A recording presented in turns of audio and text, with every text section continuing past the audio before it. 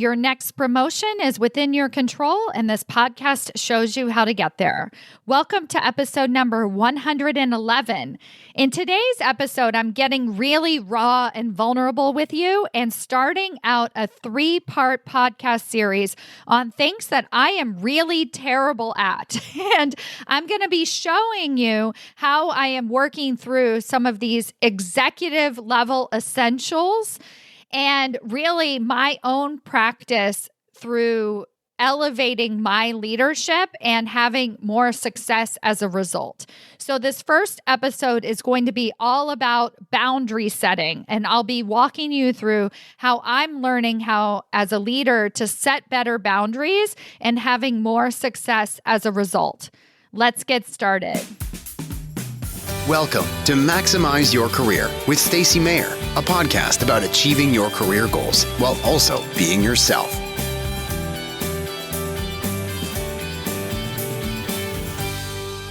Hello, everyone. Welcome to another episode of Maximize Your Career. I'm your host, Stacy Mayer, and super excited, as always, to be here with you again this week. So I am actually creating a series of tick boxes for the number of promotions that are happening inside of Executive Ahead of Time and my Advanced Leadership Table Mastermind, because they're happening so quickly. I can't keep them all sorted out in my head. And to start off today's episode, I actually want to share with you an example as a little bit of a lesson in case this is something that you might be doing to sabotage your own career advancement. So you can imagine that when we interview for a position, especially if we're interviewing at the executive level, that it requires a lot of interviews, a lot of time on our part. We might have to put together even some proposals, and I've had clients have to put together slide presentations and what they would accomplish at the organizations. So just a lot of work goes into these executive level interviews. And when I'm coaching my clients, even more work goes into them, because how many of you have just shown up to interviews without having a coach or somebody that you go over how you're going to answer the questions and what it is that you want to accomplish in these interviews and what's the story that you want to be telling and how much money do you want to be making and why are you going after this role? So all of those questions are usually questions that we don't take the time to answer. But if you're in my programs, of course, that's what we're doing. We're always asking those questions and we're taking the time to answer them up front. So then when we get the interview, we know exactly how we're going to show up, what we're going to say, and what's the story that we want to be telling. Where are we headed? Why do we want this role? Why are we qualified for this role? And what are our expectations in terms of title and compensation? So all of that stuff is done in advance. So that being said, when my corporate badasses interview for something, it's a really big freaking deal, right? And it matters. And they're really putting themselves full on into this process. So then when they don't get the role, actually a really cool thing that happens for the women inside of my programs, because I also preach the next philosophy, which is when we show up in this really big and strong way to an interview, we truly feel better when we don't get the role, right? Like, quite honestly, right? It seems counterintuitive because we put our whole self into the interview process and you would think that we would feel even worse, but that's not actually the case. We usually feel pretty darn good about ourselves because we know that we showed up 150% for that role. And if we don't get it, it's not a reflection on ourselves. It's just a matter of we weren't right for that at the time or whatever was happening at the organization, or really, quite frankly, their loss, right? There's plenty more opportunities out there and best fits. So I noticed that the women who go on interviews inside of my programs, that they're actually feeling pretty darn good, even if they're turned down afterwards. So I want to kind of point that out. But then I want to tell you about something that has happened really recently. Actually, a couple of times this happened for several different women. And so I wanted to point it out because it feels a little bit more like a trend. And that is that they showed up in this powerful way and they did the interview. They knocked it out of the park. And then two separate women were turned down for the roles. And then what happened was I said, let's keep going, right? So connect. And this is what I mean, not keep going at 100% like next, right? Like what's the next job, but at that company. So let's assume that the person that you interviewed with, let's say your boss was going to be the CMO, let's assume that she really loved you, that you were the number one candidate. Now, if we're looking at it from that place, we stay interested.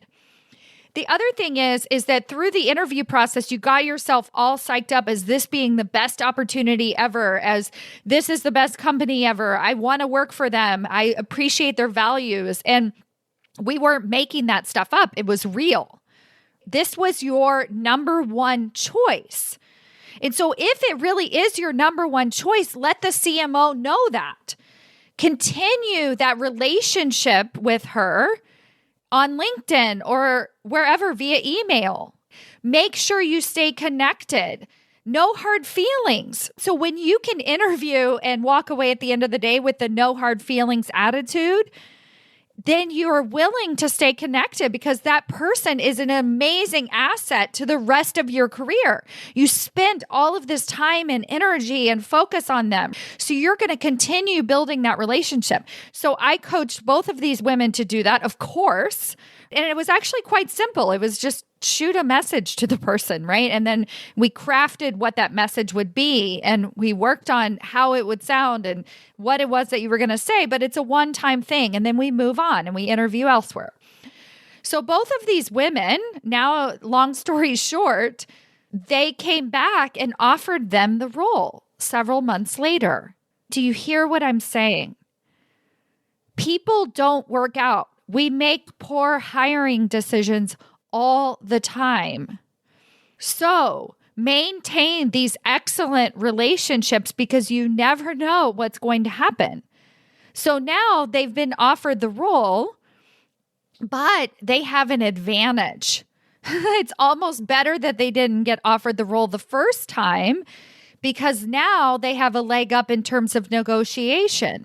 Now it's even clearer why they are uniquely qualified for the role. Now they've had some space and time to think about it. And maybe the first salary that they threw out there wasn't the right salary. Maybe they want to ask for something more. And this isn't to be weird. It's just because as executive leaders, every single month, and especially, and I'm not kidding, I'm not just saying this to toot my own horn, especially when you're inside my programs, your confidence is skyrocketing so quickly and it's not fake. It's like you're seeing your value. It's just pouring out of you. You're starting to understand that it's not you. It's the system, it's the company, it's the person who didn't respect you or want to elevate your leadership, but you were not the problem. When you can really start to believe that about yourself, now you can really re-engage and be like, oh yeah, I wasn't the problem, right? There was some, perhaps maybe they came in at the end of the interview process and this other candidate was way further down the line. And so the leader felt like they had to go with them and then they realized they made a mistake. I mean, I'm just making that up. I don't know that for sure. But whatever the reason is, we always want to keep our opportunities available to us because then when they come back a few months later and offer the job to us, I want you to be able to be like, yes, and this is what I've been thinking about since we met last time. And so this happened for both of these women. I'm so unbelievably excited for them because they really were incredible companies and roles and places that they wanted to be working. And just, I'm really proud of them by continuing to stay engaged, taking the high road, so to speak, right? Not letting it drag you down and be like, oh, well, they didn't care about me, so that's why they didn't offer me the job. And of course, I'm not going to keep in touch with them. Whatever that awful negative energy is that I don't even know why we do it, right? I used to do it all the time. I'd be like, well, I don't need them, as if that would make me feel better. And it doesn't. It doesn't make me feel better. What has been making me feel better is to stand in my power and be really freaking awesome all the time and realize that it's not about me and move on and stay connected with the people that have strong values that I really appreciate and that I want to be a part of. I'm super excited. I'm just so thrilled. And as you're listening to this, I also want to point out that these women have been on the executive path with me for a little while in terms of time. So I think one of them, I guess both of them, when this happened, it was like 4 or 5 months that we had been working together. And so I wanted to lay out for you, before I get into today's episode, what that executive path looks like in terms of my programming. Because if you've been listening to my podcast and you heard the story and you're like, I want more of that, I want you to know how you can get more of that confidence, that ability to show up 110% and to really know that you are not the problem. Come on, we're not playing that game anymore. You're amazing. You're a total corporate badass. We just have to put ourselves in the right rooms. And the first right room is executive ahead of time. So that is my flagship program. Everybody who comes and works with me starts out with executive ahead of time. And what we're doing in that program is really learning the rules of executive leadership. So how to get promoted into those higher level executive positions, but then also how to have success once we get there. So we have senior executives actually come into the program because they have already been promoted, but they don't feel like they're being quote unquote successful. They're still finding themselves in the weeds. They scaled their bad habits. They don't feel included in the conversation. They don't have a voice at the leadership table. And so what we're working on with them is the same process. We also have women who are new managers and just wanting to scale themselves, wanting to get those promotions, but it's that same step-by-step process. And essentially what we're doing is we're learning the rules. And then when women move into the next level program after that, it's a 6-month program. And I mentioned this in the last episode about how I'm going to be offering a new version of that called Authentic Power. And I'll be sharing more about that in the upcoming weeks. But basically, it's a 6-month executive mastery program where we learn how to break those rules so that we can bring our full self to the leadership table. But we first must learn what the rules are, and then we learn how to break the rules. And so for both of these women, they're in that advanced level 6-month program with me. And what they're doing essentially, when I say break the rules, it doesn't mean that we become this like bulldozing badass that just like tears through your company. What it means is they understand the rules. They have showed up at these interviews as their whole self. They figured out their own career path. And then in the next level program, what we're doing is we're essentially settling into their confidence. They feel confident reaching back out to that CMO. They're getting more guidance from me, more directed guidance as to what might be really, really the underlying thing that is holding them back from being successful in their careers and really showing up as their badass self. So that is what we're doing. I invite you to come in. Everybody starts at Executive Ahead of Time. Learn more about it. If you're not already in there, go to executiveaheadoftime.com. Get started in that program today, because when I launch Authentic Power, I want you to be ready, and you need to have already gone through Executive Ahead of Time. It's lifetime enrollment, open enrollment. You can join us anytime. We have calls, weekly coaching calls once a week. So get on in there. You'll be invited to the next coaching call next week. And the earlier you join, the more coaching you get from me. So go ahead, get in there, executiveaheadoftime.com. Now, on to today's episode. In today's episode, I am going to be sharing with you something that I am actually really bad at. And I wanted to consider this as a 3-part series of me sharing things that I teach and that I coach other women on, but I am actually not so great at those things myself. And I thought that this would be a useful episode in the spirit of transparency and vulnerability, because it made me feel a little bit uncomfortable sharing this side of myself. And I thought, well, then I better share it, because that's how I roll. Because growth is one of my core values, and leaning into the growth means that I tell you and be honest with you about the things that I'm actually struggling with.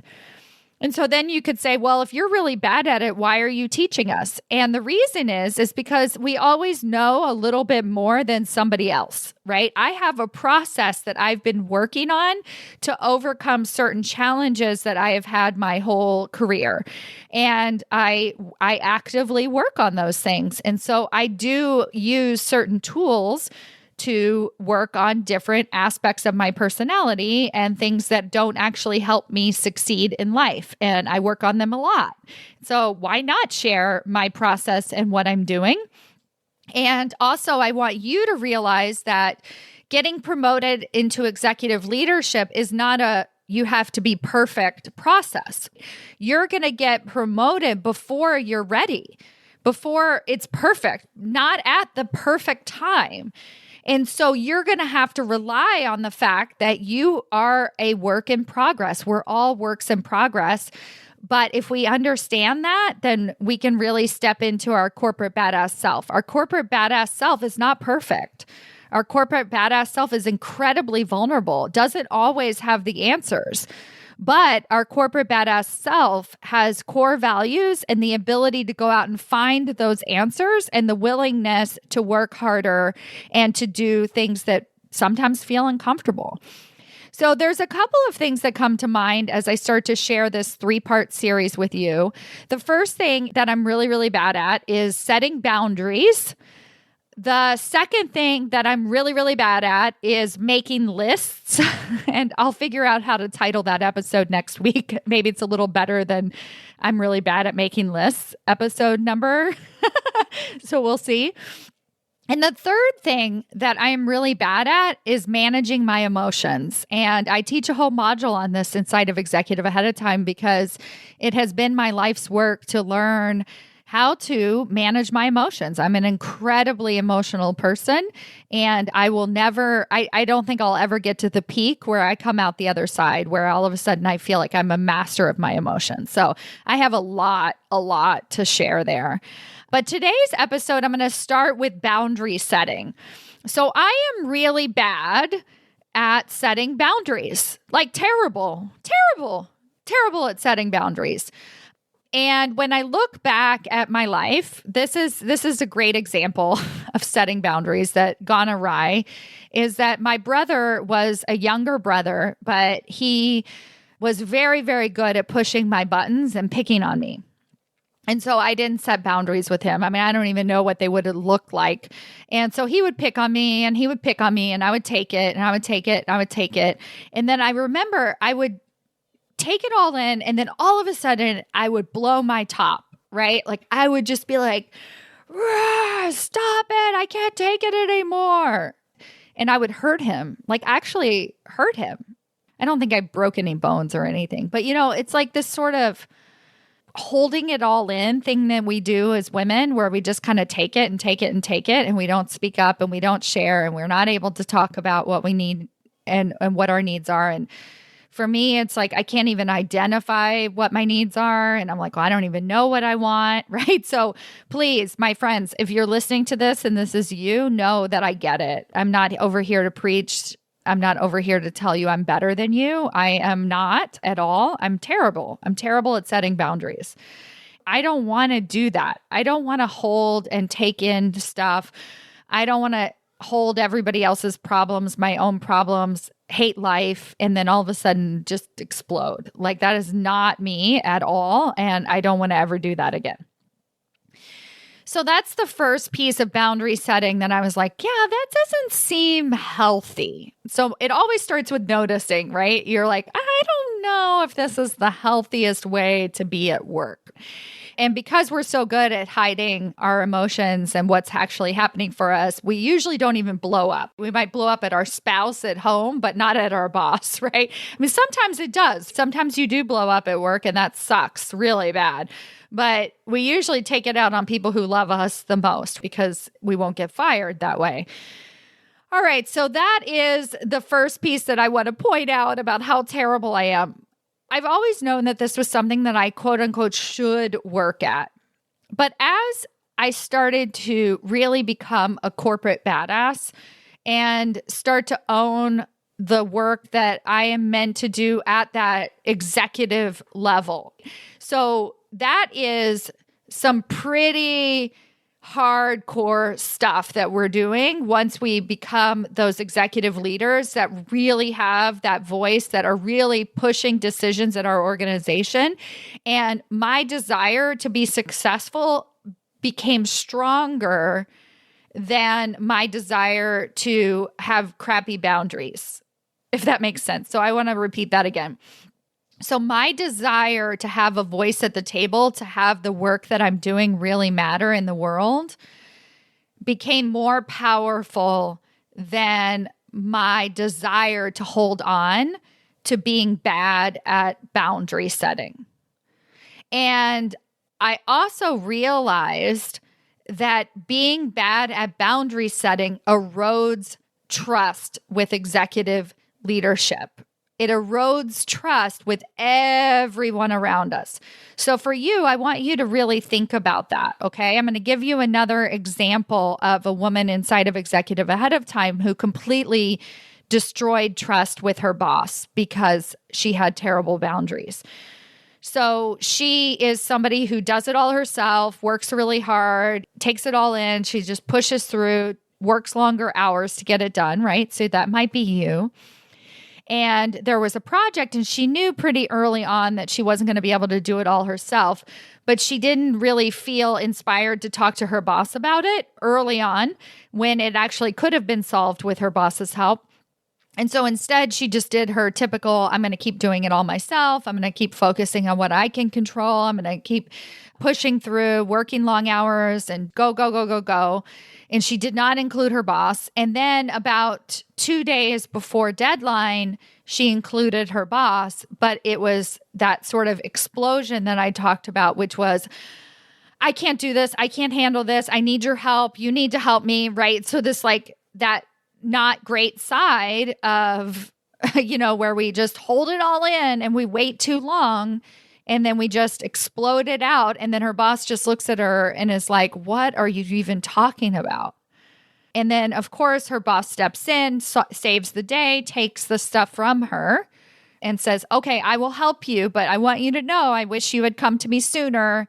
She goes back to her desk. She's like, yeah, I screwed up. I probably should have gone to her sooner.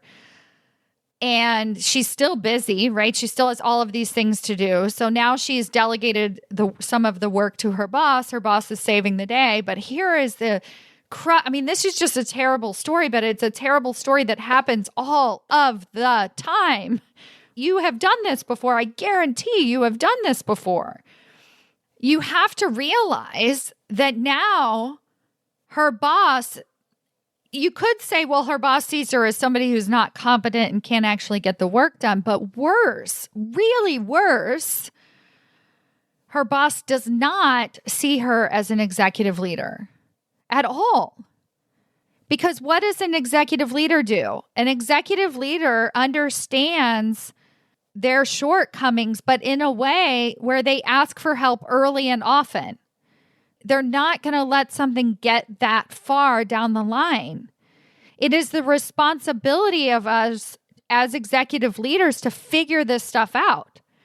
So you could say, well, this story could have had a happier ending, which is that she could have finished the deadline and finished the project and got it all done and didn't have to go to her boss. And maybe that would have been better. And maybe you've done that before as well. And especially I was talking about the senior executives who listen to this podcast and they're like, oh yeah, I've been there. Because you get promoted because you are really good at putting out the fires in the middle of the night, right? And you're like, you save the day all the freaking time. But now let's look at this. Are you really going to have a voice at the table if you cannot ask for help? Seriously. If you cannot ask for help, are you really going to have a voice at the table? The answer is no. Your CEO needs an executive team that she can trust, that she knows is willing to step up and ask for support, that understands priorities, that says no to things, right? These are all boundaries. Not doing everything yourself is a boundary that you're setting. So for me, as I'm going through this process, this is what it looks like because like I said, I'm not sitting here preaching that I know how to do this, but I really want you to understand how evasive this problem is and how, trying is going to be really important for you in 2022. So what I did, first of all, is I realized that boundaries are for the other people. So when we look at the situation with the boss, she would have been helping her boss to have brought it up sooner. That actually would have made her boss's job easier. And so we have to remember that us setting boundaries is actually for the other person. And if you're somebody, it's easier to look at your home life and you think about your spouse and how you don't really have boundaries with your spouse. And then all of a sudden you ask him or her to do something at the last minute, and then they're a bit confused. And then you're like, oh, they never helped me. But if you had a boundary and you actually were able to articulate what it is that you need from them ahead of time, then it gives them a role. It allows them to step up and be their fullest expression of themselves. It allows them to share what's on their mind with you. Now you have open back and forth communication. The same thing goes with your team. We go, solve every problem in the world for them. We have no boundaries. We sort of let them come and go into our office and pop in whenever they like and talk about this and talk about that when they really shouldn't be. We just let things go. And then we go on vacation and then we're like, step up, go for it. It's you. You're in charge. And we haven't set them up to be successful. Why? Because we had no boundaries. Right? We didn't give them guidance along the way. And so then now they kind of flounder when we're on maternity leave. And then we come back and we're like, yep, see, I have to do everything myself. It's terrible. But if you had set these boundaries along the way, then they would at least know. So this is my work for myself right now, which is that I just kind of start from that place, which is boundaries are for other people and not just for me. Now, this works incredibly well in my business because I love everybody. If I'm going to not set good boundaries with my husband, then I love him. So if I think about him and think boundaries are for him, I'm much more likely to set boundaries. If I think about my clients, if I think about you as listeners, if I think about the work that you're doing, and when I feel that those boundaries are being crossed, then I need to step up for your growth. This actually helps you be a better leader. When I think of it that way, then I do it. Like it's so much easier for me because I love you guys so much. And then with my team, it's the exact same way. Because I am here to serve you, to serve my family, to serve the collective we, these organizations. The work that I am doing inside of this podcast and my trainings and every single thing that I do is way bigger than me. And so when I think about boundaries as being to help all of that, to help me expand the work that I am able to do, to really double the number of women promoted into the executive suite each year worldwide, I get out of my way and I start setting freaking boundaries. That's where I'm at right now. I'm just starting with that mantra and just literally reminding myself, how could this boundary be for the other person? Now I'm going to leave you with this. So how do we know if we're not setting a boundary? We feel icky about it, right? We can tell, right? We just feel like, oh, it doesn't feel good inside. So first you notice that you don't feel great. Then you're going to ask yourself, how could setting this boundary be good for the other person? And then you're going to decide on the action that you're going to take based on that. And now here is the final thought that I want to leave you with, is that friends don't let friends set boundaries alone. And I have obviously changed that quote around a bit, but friends do not let friends set boundaries alone. So you notice that you're not setting a boundary. You make the decision that you need to set the boundary, and you can sort of think about, how could this boundary be for the other person and not just for me? And then you get coaching on it.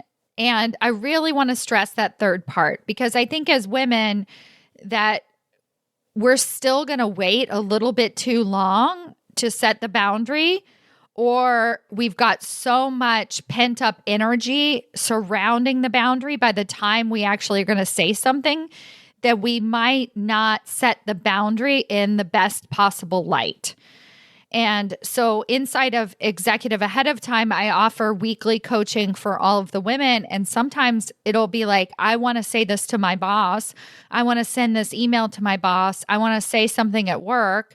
And it might not even be a heated something. It's just like, I want to ask for help. So let's go back in time to the situation with the woman who I mentioned. If she had come to coaching and she said, look, I'm feeling really overwhelmed and I want to ask my boss for help, like early on, I could have coached her on what to say to her boss so that she is setting boundaries in a really healthy and effective way. And this allows us, especially as women, to be able to do the hard thing. So for me, I get coaching on all my boundary setting. So who do I get coaching from? I have actual coaches. I hire coaches all the time because I love coaching so much and it's so effective. I have trusted advisors. I have peers that I go to and ask for support. So if you have your personal board of directors, you can ask them. If you have family members that are your go-to that you can really trust from a business perspective to really guide you and not be wallowing in their own crap, go to them. So I really want to stress the importance of talking this through out loud before you actually set the boundary. That way you don't find yourself in an even more difficult situation of having to clean up afterwards. All right, I hope this episode was useful. I am working on this myself. I'll continue sharing on LinkedIn my process, how I'm doing with boundary setting. I hope you will share with me as well. And if you're thinking of setting a boundary this week, I encourage you, get on Inside Executive ahead of time, show up to our weekly coaching call and ask me about it. I will help sort things out for you and make you the best possible boundary setter out there. And more importantly, you will start to shift how you're being seen at work. You will start to be seen as that executive leader, as that powerhouse corporate badass who not only is going to start getting promoted and getting higher pay, but will actively have that voice at the table, will be making that bigger impact at her organization right now, today, not 6 years from now. Today, you can become the executive right now. And I'm so thrilled to help you get there. All right, my friends, have a great week. Bye. Hold up. Wait a minute. Before you go, I want to tell you about the changes that I have made to the Executive Ahead of Time coaching program. I recently celebrated my 1-year anniversary of that program. And as a celebration, I decided to open it up for lifetime enrollment for all members. So what does that mean for you? It means that as soon as you join us inside of Executive Ahead of Time, you get immediate access to the 24 core training modules. You will get weekly live group coaching from me, and you'll also be invited to our weekly roundtable discussions where you get to connect with other peers, other powerhouse women, all looking to advance themselves into senior executive leadership positions for life. You are going to get lifetime access to everything that I offer inside of Executive Ahead of Time. So if you've been listening to this podcast and you resonate with everything that I share here, then run, do not walk to join us inside of the program. Go to executiveaheadoftime.com to register yourself today for lifetime enrollment. The earlier you register, the more lifetime coaching you get from me inside of the program. Go to executiveaheadoftime.com, and I cannot wait to see you inside.